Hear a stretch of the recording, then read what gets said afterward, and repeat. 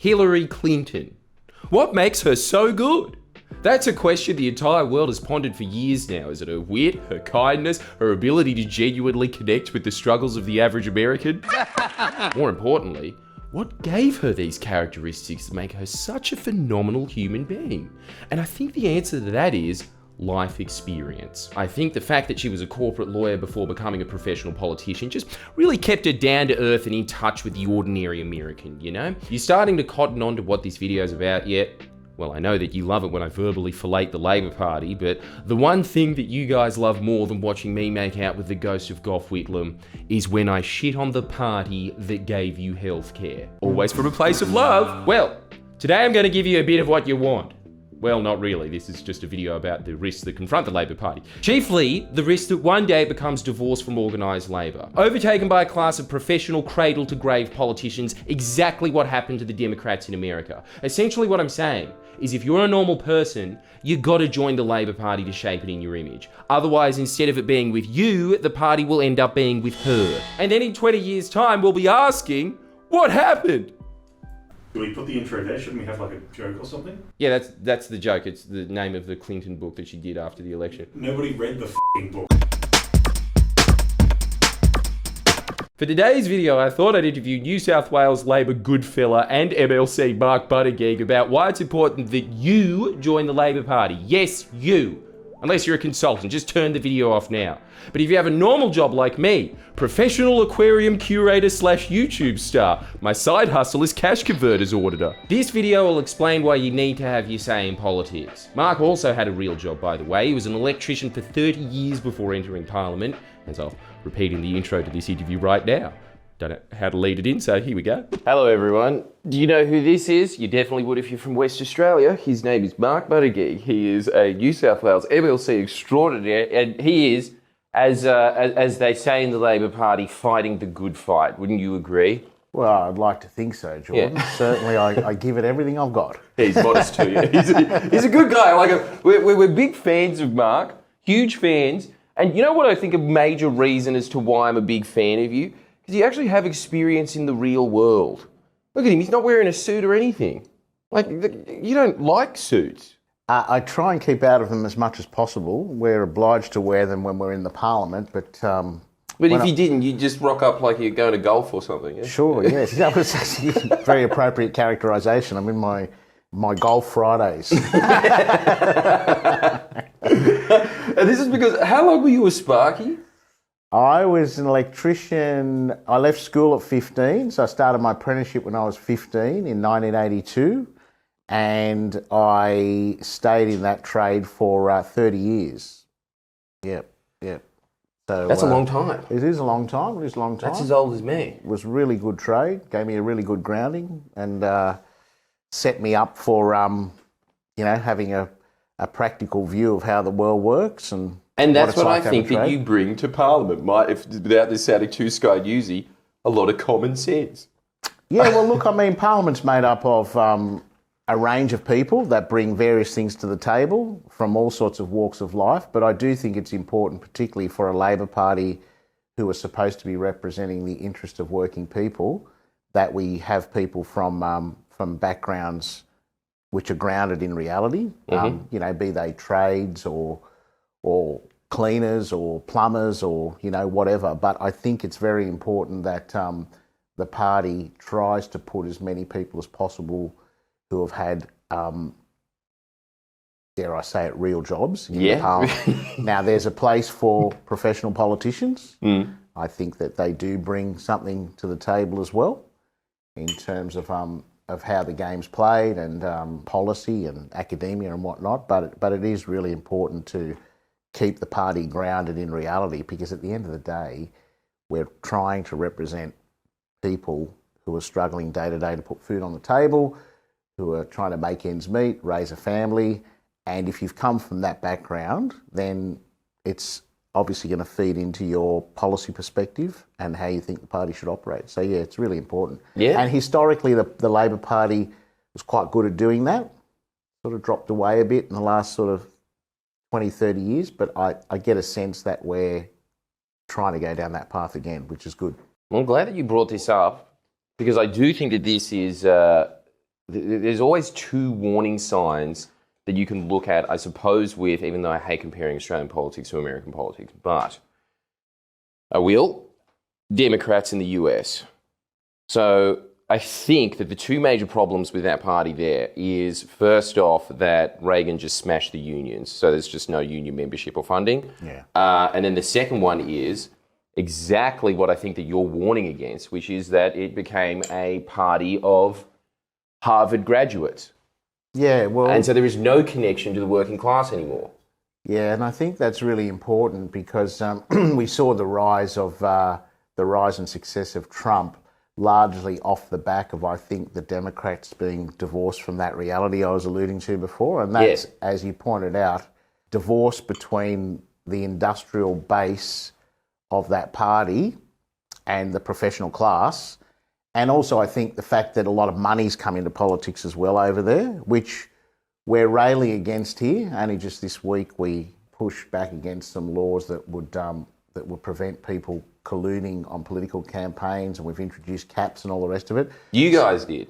Yeah. So what happened there? Liberals voted against it, obviously. Well, we'd introduced caps on political spending previously, and then the High Court ruled that the caps shouldn't be on there, and then subsequently the caps were reintroduced, but then the Liberal Party wanted to introduce something whereby if you're an entity, Jordan Shanks, entity 1, Mark Buttigieg, entity 2, if you and I talk about a coordinated campaign, we're subject to the same cap.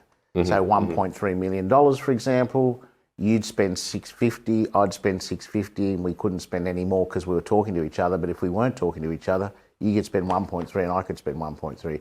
When you start to divide that over hundreds of people, it's quite undemocratic because it means 400 people trying to get together to coordinate a campaign.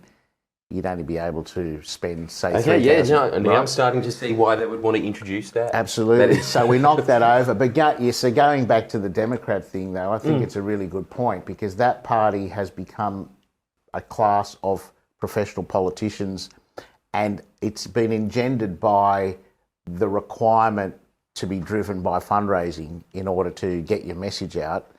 And so it engenders a class of professionals to get into the political system to try and promulgate the message and raise money. And it's all about, the 2-second spin and the macro media messaging. And they got divorced from the working class politics, which would have got them elected. So I think... True. And also wining and dining all of the elite class all the time. If you have to think about raising funds permanently, unlike the Labor Party here does, because they do have that injection of union money all the time, so they can actually focus on things like policy and improving people's lives. Yeah, well, if you're spending 95% of your energy raising money and trying to ingratiate yourself with vested interests who have got an agenda which doesn't necessarily relate to the mass of working class people, then clearly you're going to get divorced. And I think the Democrats were guilty of doing that, and we want to avoid that over here in Australia, particularly in the Labor Party, obviously. So it's very, very important to make sure money stays out of our system, but also to make sure the party stays grounded in its working class values and advocates for the poor and the middle class.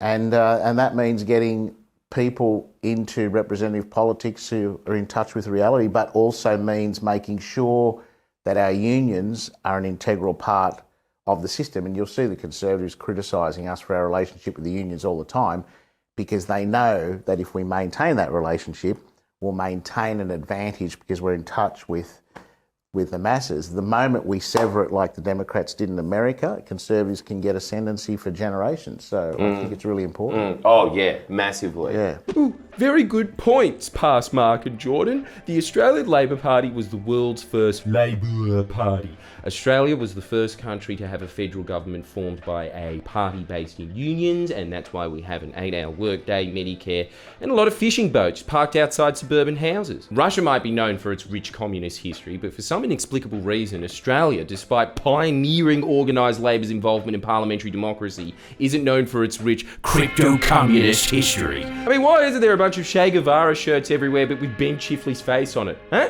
Where's Paul Keating's open glass coffin? Hold on, Tic Tac head. Superannuation might be dead, but not old Keating. He preserved well, didn't he? And most importantly, you, watching this, why are you in your union? The Labor Party's history is something that we should all look to emulate. Its second Prime Minister was Andrew Fisher. He was a coal miner before politics. Triggered, Adam Bank? One of Australia's greatest leaders, Ben Chifley, was a train driver before he was Prime Minister. Triggered, David Elliott? Do you really want Parliament to be made up entirely of cradle-to-Parliament professional politicians engaging in an arms race of political manoeuvring, blocking anyone who doesn't spend every waking moment LARPing as a West Wing character from wielding any power at all? If your answer to that is no, join the Labor Party. And continue watching Mark's interview. But it kind of seems like in politics now, if you want to become a politician, you kind of just have to start at university being a politician there, and then just kind of, I don't know, like moving up the ranks like an MMA fighter might or something, you know? Like you just keep getting more and more politician-y. There is that element. And again, I don't want to be too critical of those people who are in that situation and have come up through those ranks, because they do have something to offer. Definitely. In terms of the way that that they think about politics, it can be a good skill set to have, because you have to know how to manoeuvre your way through what in is essence a competition for power, right? But my criticism is that it was too concentrated, there was too much of it. So you're right. So you come straight out of school, go to university, get involved in student politics, go and work for a politician, and then hopefully into Parliament. Right, hopefully so that was a trajectory. And I I think what that does is it sometimes gives you a somewhat distorted view of what the average person is going through. You'd have to. Right? Now, it's okay if it's segmented in proportion. So, let's say you had 25, 30% of people like that, 30% from a trade working background, another 30% from a professional class, lawyers, teachers, doctors, like whatever. Yeah.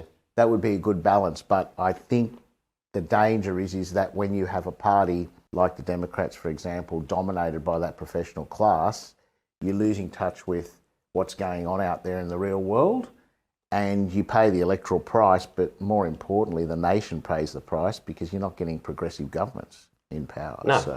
No, yeah. But it's not even, I don't even think it's, as you say, it's not even the fact that they're progressive or have like an ideology or anything like that. You are just getting people that are in their own little bubble that have no idea how society actually functions. Yeah. It's just all little pieces of paper to them. And a lot of it is just because they're from that class. They understand, like, they kind of just see politics as kind of just this like kind of chess game, as opposed to something that you can do to improve people's lives, I suppose. Very much so. It becomes more about the object of power rather than what I'm actually going to do when you get the power. Hang on, I'm here now. I've manoeuvred my way along the chessboard.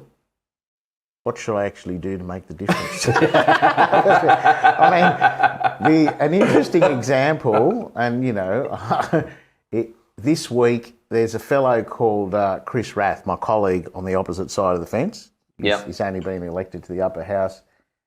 Made a speech about how because Labor's on this program of domestic manufacturing now. We should make our trains and infrastructure here, because of all the dodgy experiences we've had with the new inner city fleet and the ferries that didn't fit under bridges and asbestos and all the rest of it. So it's like, well, seriously, why are we making this stuff overseas? Why are we exporting jobs and getting dud products that superficially might be cheaper in terms of the sticker price, but by the time we end up fixing all the stuff ups, we have $1 billion of overruns that the taxpayer has to pick up, plus we haven't created the jobs, right? So he's like, Labor shouldn't be misty-eyed about this stuff. We're actually not good at manufacturing here, and we don't have a comparative advantage in it because our labour costs are too high. We should actually allow other countries to provide us with those goods and services, and we should concentrate on things we're good at, like education or medicine or whatever. And that sort of view of the world is a product of not being in touch with the reality. So if you pick up an economics textbook, that's exactly what they tell you should do. Yes. Right? Specialisation, gains from trade, comparative advantage. If you've grown up in the real world, you understand that it doesn't work like that, because countries have got all different sorts of sets of tariffs for a start. Secondly, if you're going to build trains overseas and they don't talk to the people on the ground about the peculiarities of your particular network, then you're going to have the sorts of problems we have, like trains not fitting tracks, not fitting tunnels, having to be retrofitted to fix safety issues. And it ends up costing you, as I said, a lot more than it would have had you done it here.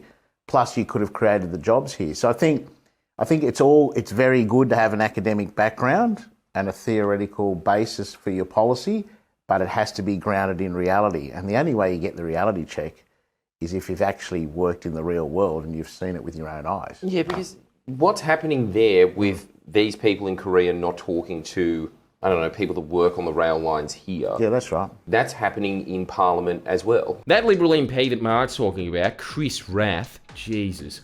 Listening to a few seconds of him speaking is the greatest argument as to why normal people need to get involved in politics. Have a listen. The issue I'm referring to is New South Wales Labor's obsession with protectionist, populist, xenophobic, anti-competitive fiscal intervention. Labor is obsessed with the idea of local production, whatever the cost to taxpayers. It's not only insulting that Australians are getting denied manufacturing jobs, but the fact that it's this guy denying them. You know what he did before politics? Nothing. Oh, hang on, sorry. Actually, he was a government relations manager at some insurance firm. Nice. Oh, and his other interests include, you ready for this? Free market economics and the opera. Is this the 1980s or even the fucking 1880s? But as Mark and I will freely admit, Labor hasn't been entirely immune to this professionalisation phenomenon. The Labor Party were guilty of some of this stuff too 20 years ago, right? When we were sold electricity assets, for example, right? Monopoly assets, so not subject to competition. You can kind of understand the free market works in some situations. You know, if I want to go down the road, probably not a good example, haircut, I haven't got much of that anymore, but if you want to get a haircut, you're not going to pay too much over odds because there's so many hairdressers. Yeah. Fruit and veg, whatever. Right. Like the market works, right? You have ease of entry, ease of exit, people competing, consumer benefits, you know. But in those particular situations, like monopoly assets, poles and wires, generators, providing an essential service to the people, to sell them off and then have that, lose control of that asset, so you've lost control of an essential input into the economy and to people's lives, electricity, and then have the private sector try and make money on that. It's that was a product of those people coming into the party who really didn't have the practical nous to make a judgment call and say, well, actually, this is not a good idea in this particular sector because it's not going to work, it's not going to benefit the public, and some spiv's going to get hold of it and make a bomb at the expense of the public, you know. So we've kind of pulling back from a lot of that philosophy now. So if you look at what our program is, we've undertaken not to privatise any more assets. You know, Chris uses the whole sort of analogy of monopoly toll roads as another one. So you sell off what should be public roads to a monopoly toll provider for like a 50, 60, 70-year lease, who then charges through the roof to make money on it. And the poor old taxpayer who's sold off the asset, who's got to drive on the road, has to pay back for it through the nose so the toll road operator can make a fortune. It's just like, when you think about it, it's actually insane, right? Yeah. Instead of the government perhaps going, well, we understand in the short term we might have to borrow some money to invest in these assets, but in the long run, we're going to get all that back in spades and the public controls it and gets the use. And I think, again, a lot of our people at the time who were falling for some of this stuff fell for it because they didn't have that practical grounding in the real world to give it a bit of a truth check. If you live your life through an economics textbook and then surrounded by like-minded people who haven't seen the other side of the ledger, then it's going to flow through to policy, Which is just reflective of what happened in that speech that you said the other day. Like, really, he didn't have to make that speech, you know? Like, he could have just put up that book on a projector and then just turned the pages and then sat back down. Like, it was exactly, I've heard that exact speech a million times before. It's Economics 101. You hear that, guy? That is again all the more reason that you need to join the Labor Party. Contrast him to your average rank and file Labor member. In fact, I wonder if this carefully curated snippet of the interview might give you some comparison. If you go to a branch meeting, there'll be all sorts of, there'll be paramedics there, there'll be nurses, there'll be teachers, there'll be electricians. And those are the people that are telling us what's going on, right, in the real world and feeding up through the branches. When you wed that to the union affiliation as well, you're actually getting quite a broad cross-section of what's going on in the real world. It's important for the party to try and become a mass cadre party, a mass membership party, because the more narrow it becomes, the more inward looking it becomes, and the more divorced from reality it becomes, and there becomes a race. If we play that game with the Conservatives, which I would argue the Democrats have done in America, it becomes an arm race for funds, so that the people who control the media control all the messaging. And you have this kind of divorce from reality debate over here about what the privileged class want, as opposed to what needs to happen here, which should be coming up from the base, from the ground up. Now, this is why it's really important. If you don't have a party with mass membership, putting pressure on that party to do the things that the masses of people want, then that divorce we spoke about is inevitably going to happen, right? So even with the best of intentions, the Labor Party, if it becomes too narrowly focused because of lack of membership, could potentially go down that path. Now, it's one of our big projects should be to try and get people to join the party as much as possible. So there you go. Get amongst it, kids. Get involved with politics and make a difference. And you know what's more effective than starting the polyamorous crypto vapors party? Joining the Labor Party, because the infrastructure already exists. If you join the Labor Party, actually, if that's specifically your thing, then just start your own party. Get the out. Now, my chat with Mark was quite a bit longer than what we showed you here, and I know all you kids are into your Game Boys and you prefer your shorter videos, but you know who doesn't? Patreon. So we're posting the entire uncut video on Patreon, and we'll be posting many more in the future, so sign up today. But what have we learned today?